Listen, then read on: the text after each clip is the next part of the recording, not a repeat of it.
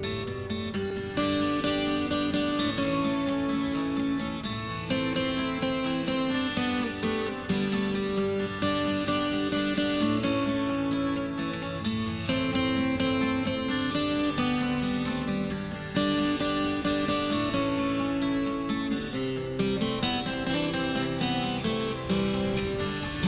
show is sponsored by Lila Arboretum Society.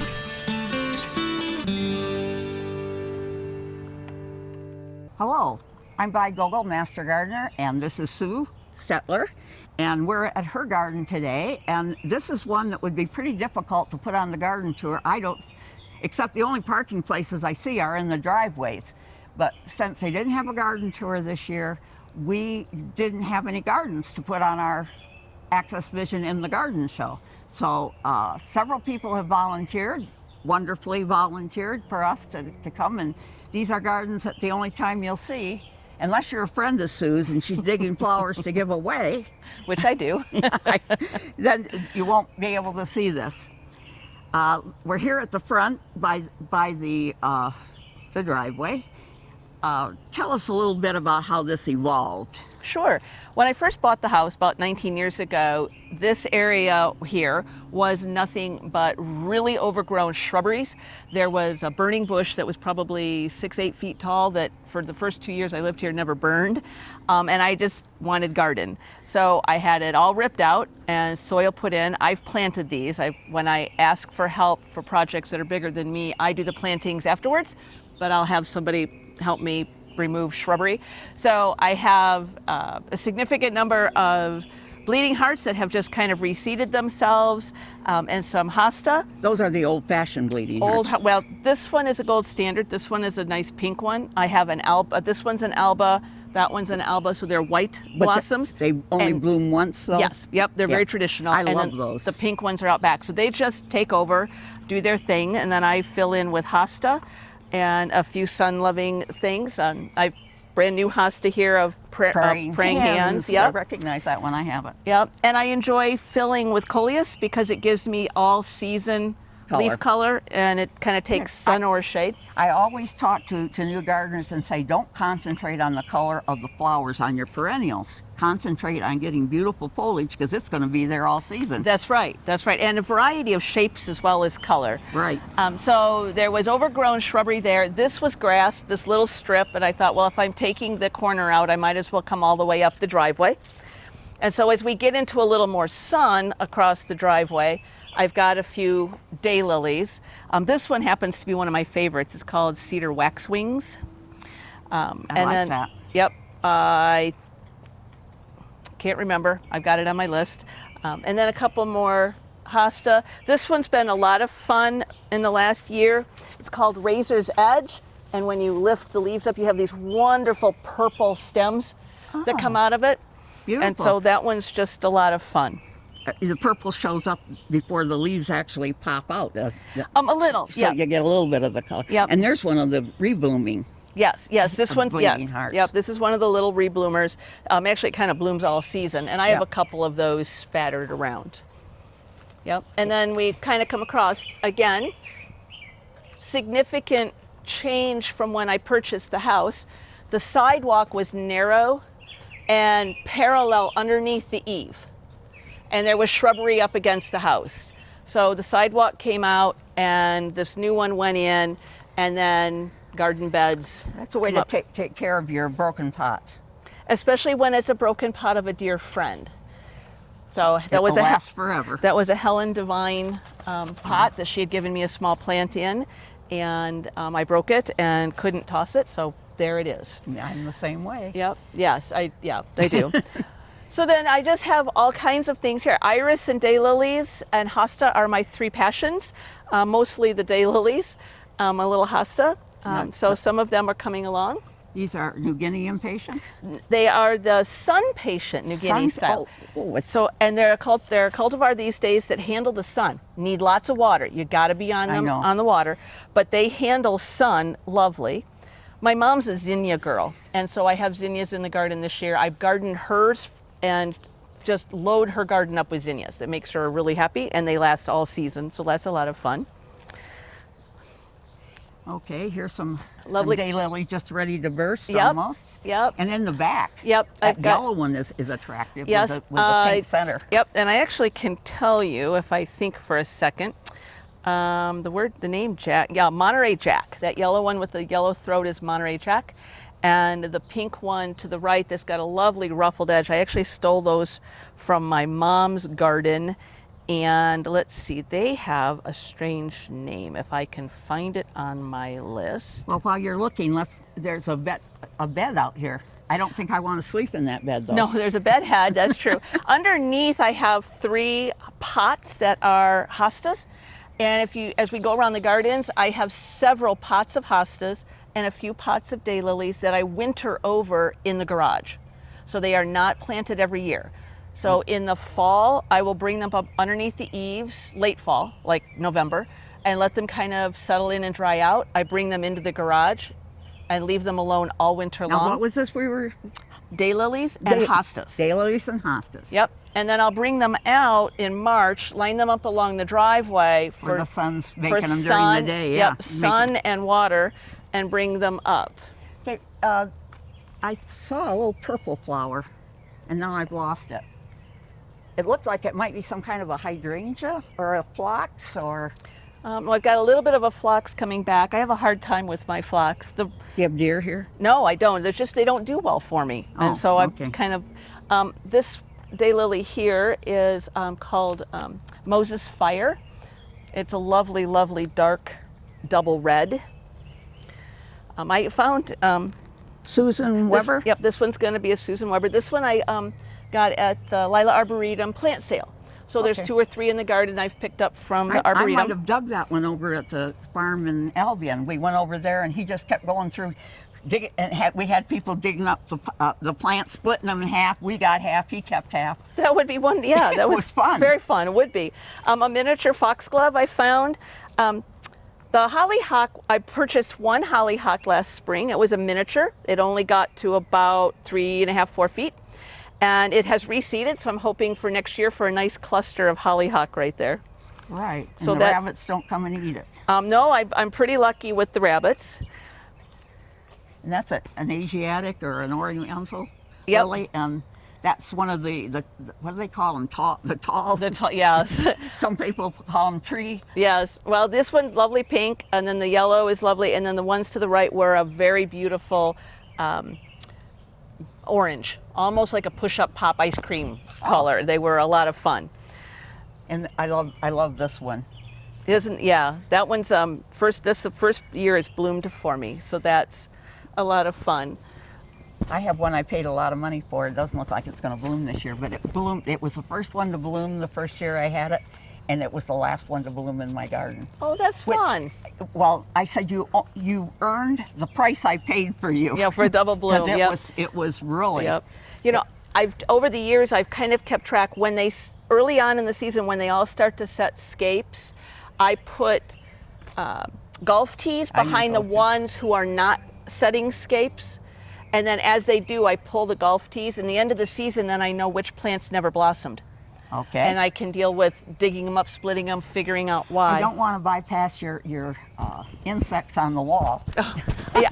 Well, as you look around, there's dragonflies all over this garden. I've got dragonfly art. Well, you're close to the lake. And then that's going to bring them around. And then I have flying dragons. We'll get that later. And yep, we'll get that. This beautiful ornamental stuff. Now, did someone make this for you? It did. I bought that at an art fair, and you bought the pieces, and you built the statue as the way you wanted it, put it on a pole, and there you go. I like that. I haven't tried that. Yep, it's fun. I don't do pottery, so I pay for pottery. My daughter does pottery. I should get her to make me one of those. No, it's a good idea. Which have to be shipped from Florida. Lace cap. Lace cap, yep. Hydrangea. Yep.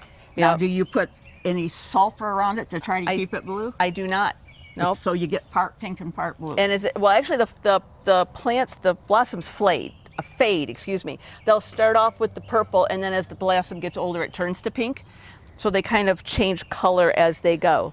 So this is a brand new blossom here, and in a few days it will be kind of pink. And there's a balloon flower looking at us. It is, just opened today, just for you. Okay. Just for you. Well, let's turn around and look at the other side of this and see what. Come over here, sir. over here. Come over here. Okay. So That's nice when it shows up the dark. Yep, there's a purple Dorlo. Yes. It is. Yep. Originated from the Diora. Yep. From Yellow the one yes. that everybody's tired of and wants Yeah, I know. the offspring. Wants the offsprings of. Yep. Yeah, and there's and then a Himalayan. Cinquefoil? Yes. Yes. Thank you. Thank you for the second half. I appreciate. I don't know. My memory was with me. And when it blossoms, there's just these little bitty tiny red blossoms everywhere. It's I love absolutely that delightful. one. Yep. And then this yellow daylily was actually the first one to bloom in my entire garden. So that one's been going for a little over a week now, That's and really it's pretty. just delightful. And you started to tell us about the one in the pot over there, down the walkway a little. Oh, well, that's a Portulacia. The annual is, but Is that an annual? Yeah. Oh, okay. Yeah. Yep. And I didn't recognize what it was. I've never seen one that full and that much in bloom. Well, I cheat a little. I will buy 3 singles at the stores, and then plant my own 10-inch pots. Save a little money because they're a little less expensive than buying the pre-potted 10-inch hanging baskets. Which local garden center do you use for most of your plants? And You know, I tend to travel to Kalamazoo, so I use River Street Flowerland and Portage, Winkies. And I have a friend that will just get in the car and go somewhere just for fun and find a new nursery. Yeah, I need to find one down in the Amish country. We do that. They use seeds and grow things that you don't find in the other ones. Yeah. And so we do that. Most of my daylilies, as we were talking about earlier, many of them come from Oaks daylilies out of Tennessee, which is a fabulous resource. The quality of the plants are miraculous, and their catalog is eye candy in the winter. So that's a good deal. Dave, can you get a shot back there of the shade garden? And we'll just talk about it from here. Oh, that's fine. It's got garden art in it. Yep, it does. I have a chair. I also have several Christmas cactus that I grow, and I bring them outside in the summer. And I'll get a little bit of a blooming on those in late June, and then I bring them in the fall, and I get a huge bloom on them in about Halloween, early November. So in pots, I've got Christmas cactus that'll come in the house. Here's another sample of where I've got 3 hostas that are in pots. Those pots, again, are the ones that come in the garage in the winter. Okay. And then I bring them out. It's a way of having hosta underneath a tree where there's lots of root competition. Yeah. So I can have lovely hosta and not fight the tree. Yeah. So this is just a shade garden. I've got a spider plant that's very old. It's got a split downstairs. The hosta out on the far end is a blue angel. And it's blooming beautifully. It's blooming beautifully. You like the blooms on the hostas? I do. Yeah, And some people just break them off. I know. No, I let them go all the way. I love the blossoms. And even buy them for the blossom. I do too. And so that one, and then the bicolor one is called American Sweetheart. Okay. And in the back, the taller one is T-Rex. It's kind of pointy leaves. Right. The, right next to the... right next to the chair in the back, yep. I don't know the names of the 2 potted ones that are side by side, but I know the white pot is Allegan Fog. Oh, I had that one. I wonder if it's still alive. It's delightful. And then this lovely new ruffly one right down here. I just won. There was a silent auction at Kellogg Community College for the faculty and staff for the KCC Foundation for scholarships. And one of my colleagues has a massive hostas in his home, and he put 3 hostas up for auction.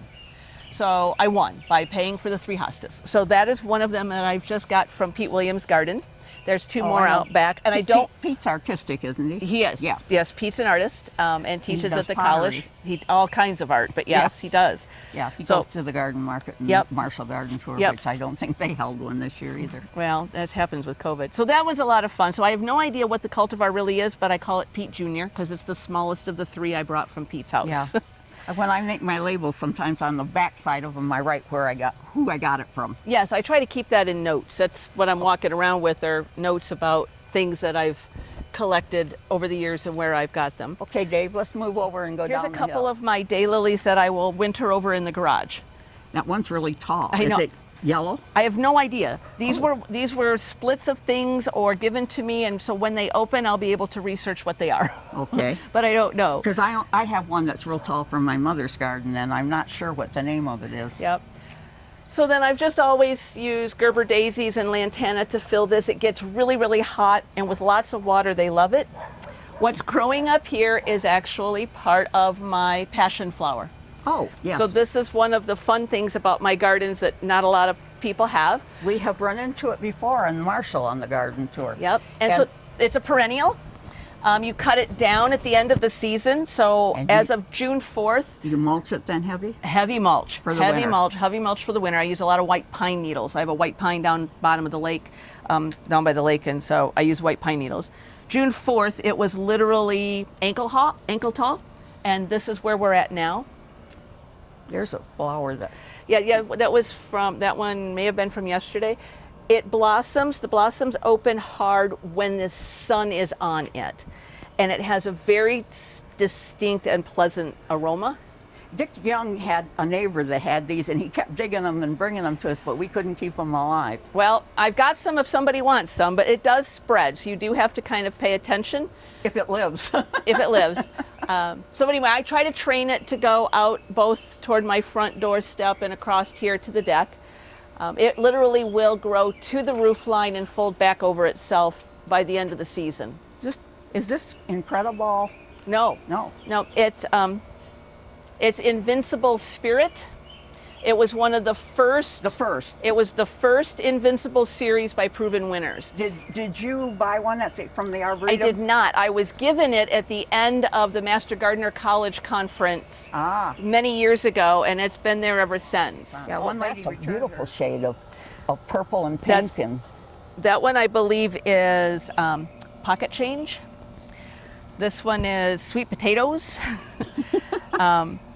The spider one is Quilt Patch. So it's a really, what do you want to say, a spider plant that's not... A spider style, yeah. Yeah, it's a spider plant, but a lot of them just had little skinny. Yes, yeah, it's a little fuller in its petal. So most of these, again, are from Oaks Daylilies, a couple from KC, or a couple from LAS, and just other places. That little business down there? It is, yes, the little red one, and then below it is... the little red one is way down. Yep. Well, yep. So this one's Persian Market. I do know that.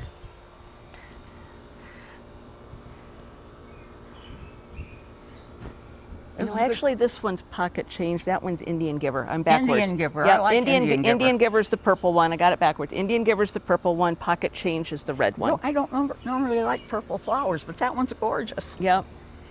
And then Little Business is the one down there, the little tiny one. And Blythe Bell is the little tiny peach one. And so this is just kind of my... You know what that real dark one is down there? I think, let me look here. That is beautiful. Did it have the color on there? Could be. I don't know. So the really dark one in the far left corner is American Revolution. So, and the purple throated one is Wild Horses. I do know that. So this has been really fun. This is the 4th year on this bed, so it's really coming into its own this year, because it does take, of course, 3-4 years for it to them to fill up. And you divided them last year, didn't you? Some of them? I did some of them out front. I shared a few from out front. So then I'm lucky enough to have both the deck and the patio. So again, New Guinea and Patience. Yes, more of the Sun Patience that I have out front in a different color. And again, they've just got to water them and you're good. Just lots of water. Some more hosta that I winter over. The one in the green and brown pot up there with the ruffled leaves, that one's called Wee. I love saying that. Wee! And Christmas Tree is the one that's got the white edging on the left. And it's a miscellaneous one with a coral bell, coral bell in the pot. And then several more off to the right.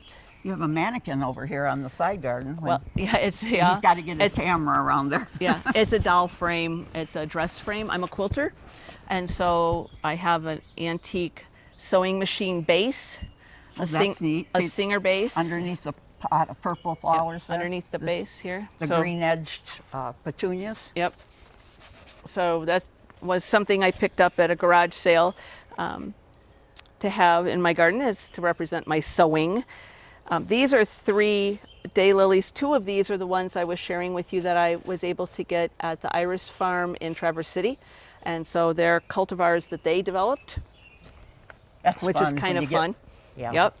And they're all in kind of the mauve pinkish colors. All 3 of those are. And then couple years ago now, I had somebody help me kind of make this bed that goes down to the lake for hostas and other odds and ends. And this tree shades it.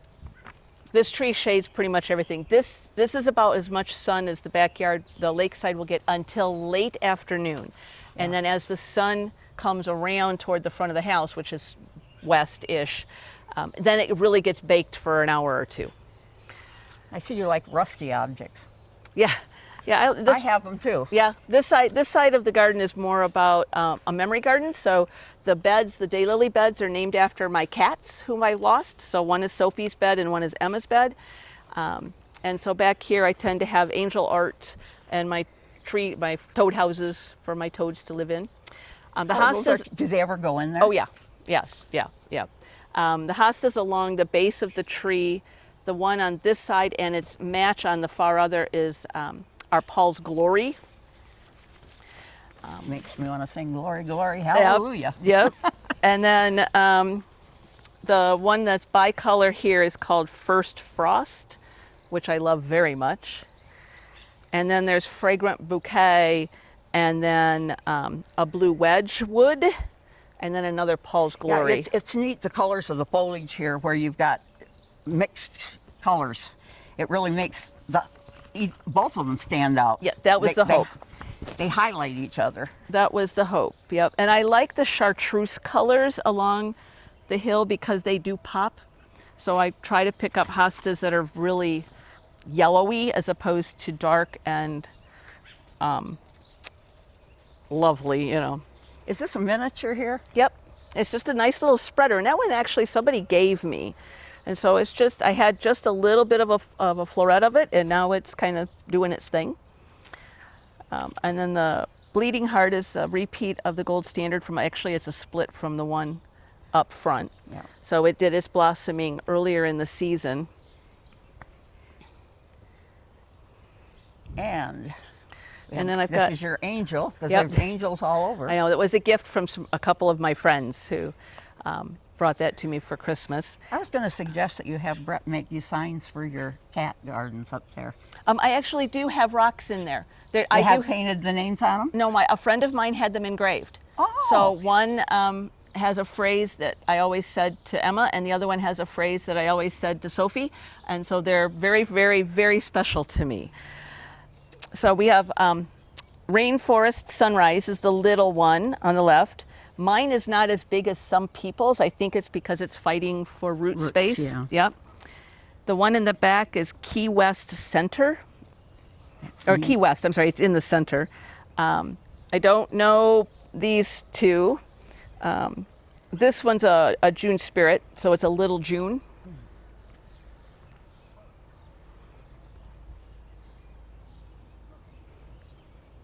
And I don't know the big one in the back, it was a gift from a friend. The one in front, the bicolor, is called Liberty. And then remember I was mentioning that I had purchased a couple from Pete Williams. Okay, so the bigger one, the longer leafed bicolor one there, that I call Repeat. Repeat. Because it's repeating the color themes. And then as you look down. Let's get Dave over there. Yep. As you come down, this is all just, ivy coverage. But then I've created a bed down below with, again, hostas. The tall one on the left that's blooming was the third one that I was able to get from my friend Pete's Gardens. So that one is Pete. So we have Pete, And repeat, repeat. and then Pete Jr., because I don't know what they are. The one in the middle is Sum and Substance, the middle back. The one on the right is Spartan Glory. I'm a Michigan State grad, so I had to have Spartan Glory. Are those hydrangeas yours or theirs? Nope, the Annabelle hydrangeas are my neighbors at the base of their hill, which really Nice. looks lovely from the lake. Yeah, Because and- it really breaks up, and actually it helps my garden because it makes people look up the hill to notice the hosta.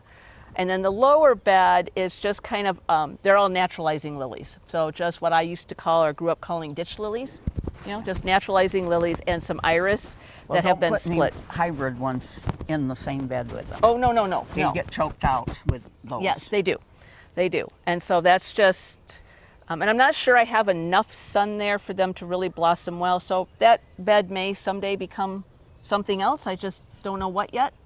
So I got lots of time to make that decision. Yeah, room to expand. Yeah. In these beds. At one time, this overgrowth went all the way down to the base of where the naturalizing lilies are. So I've dug it out, cleaned it out, and have made these beds, and then I just keep the ivy at bay at the bottom of the hill. Almost like a raised bed, so you probably are avoiding some of the roots. Yes, I am. Yeah, it's not a challenge there at all. Okay, well, take a shot back of the house. It looks so nice from the lake. Thank you. I'm a fan of, purple flower hanging from the left corner. I have old person brain at the moment. Fuchsia. Fuchsia, thank you, Dave. I can't- have 3 fuchsias. I can't see it from here. No, and I love the fuchsias. I always have fuchsias around. My stepdaughters started me on that when they were little. So I do the fuchsias. I've got a foxtail fern up there that started out as a 6-inch pot, and I have split it, and it's now in a 12-inch pot and taking over. And so I bring that one in the house as well. And just enjoy filling. I sit on the deck every day, and oftentimes in the swing in the afternoons. So I'm lucky, very, very lucky, very blessed. Sure. Okay, well, thank you so much for this candy for the eyes garden. Well, thank you. That's a wonderful thing to say about my gardens. I really appreciate it. It is something I love, love, love to do. Yeah, it's not work. It's a shame that we can't have the garden tour here. I mean, there's no place to park. Yep. Right. So, okay. Terrific. Well, thank you again for Thank you. having us, Sue. Thank you. I really appreciate your coming out, and glad we could do this to help out with the garden tour not happening this year, and to support AccessVision, and to keep the programming going for all of us, and to keep people gardening. And watch for next year. We're looking at having a really great garden tour next year. We're staying on the north side, and we've got our gardens lined up, so look forward to seeing you all a year in July. Call 969-0270, extension 116. If you have questions or suggestions about this show, call 963-1448.